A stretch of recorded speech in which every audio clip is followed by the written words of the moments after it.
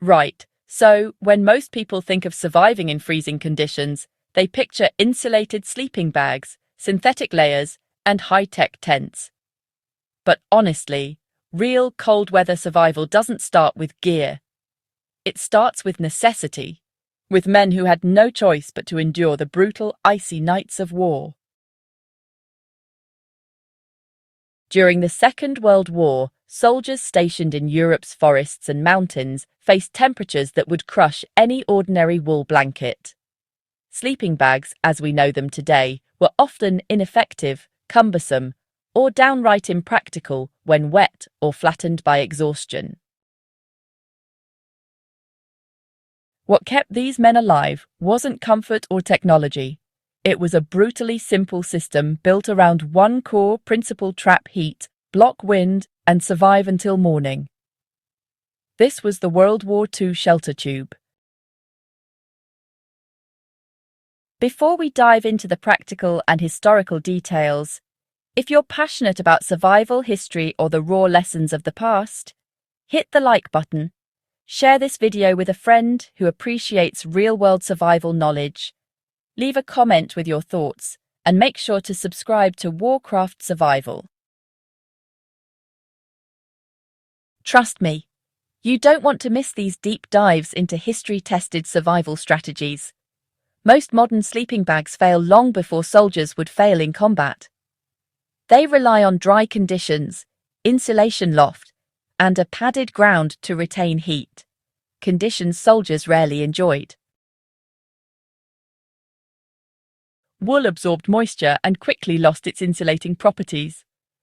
Down feathers collapsed when wet, leaving men exposed to frostbite while they lay on frozen ground, in trenches filled with melting snow or on muddy, icy fields.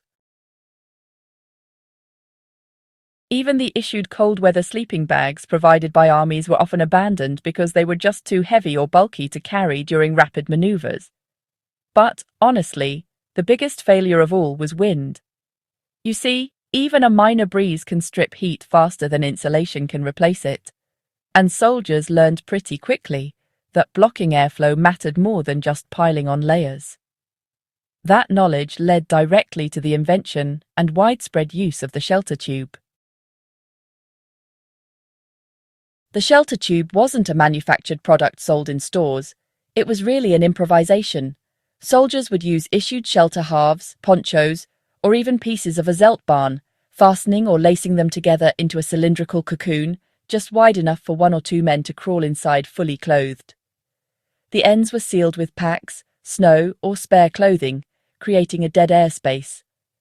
Inside, body heat radiated back toward the occupants, while the wind was cut off almost entirely. Snow on top acted as insulation rather than a threat, trapping warmth that would otherwise escape. German mountain troops perfected this system using the triangular zeltbahn, which could be joined into long tubes capable of sheltering multiple soldiers. American mountain divisions used pup tents in Italy and the Vosges, while Soviet soldiers sometimes buried their tubes partially in snow to stabilize internal temperatures. The result was honestly remarkable. Inside the tube, temperatures could rise above freezing even when the outside air was far below zero. Unlike sleeping bags, which primarily addressed conduction, the shelter tube confronted all 3 main enemies of cold wind, ground conduction, and evaporation. Soldiers slept in full kit, boots included, ensuring extremities stayed warm and mobile for combat at dawn. Condensation formed inside, but it collected on the inner surfaces rather than soaking insulation, making the system sustainable even under wet conditions. You don't need World War II canvas or issued military gear to recreate the shelter tube. Any heavy fabric, tarp, or poncho can work. The key is cylindrical shape, not material. A flat tarp loses heat quickly. A tube traps it.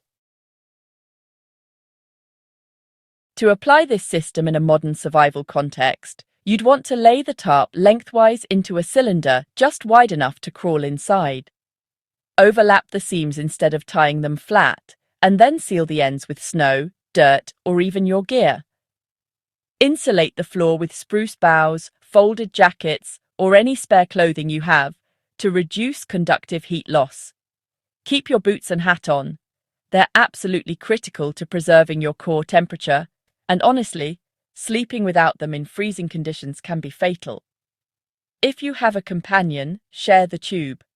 The warmth generated by two bodies together is exponentially greater than one alone. If you're on your own, reduce the internal volume to minimize wasted air, because, well, empty space is just heat lost. The principles behind the tube are, really, timeless. Control airflow, trap heat, and minimize conduction and evaporation. Soldiers who survived in the harshest winters did so not because of their gear, but because they understood these principles intuitively and, applied them with discipline. Modern survival culture often overlooks this reality, favoring comfort and convenience over field-tested efficiency. The shelter tube may be crude, awkward, and, well, uncomfortable, but it is brutally efficient. Soldiers did not seek comfort, they sought survival. It forced discipline. Sprawling or unnecessary movement simply wasn't an option. Heat retention required acceptance of discomfort. That mindset is often missing from recreational camping and, honestly, even some survival instruction today. Yet it's exactly what separates surviving extreme conditions from simply enduring them. Studying the shelter tube reminds us that survival isn't about expensive equipment, synthetic fabrics, or the latest gadgets. It's about understanding human physiology, physics, and environmental interactions. It's about designing systems that work with the world as it is, not as we hope it to be. Soldiers who mastered these improvisations woke alive, mobile, and ready for the challenges of another day, while less prepared men, sadly, succumbed to the cold. The WWII shelter tube is more than a historical footnote. It's a lesson in resourcefulness, discipline, and survival science that remains entirely relevant today.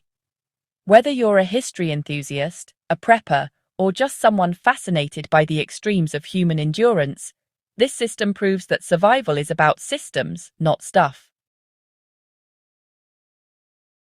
If you found this exploration valuable, make sure to subscribe to Warcraft Survival, share this video, and leave a comment with your thoughts or experiences. History isn't just a story. It's a guide to staying alive when the cold simply won't forgive mistakes, and the shelter tube is a perfect example of that wisdom.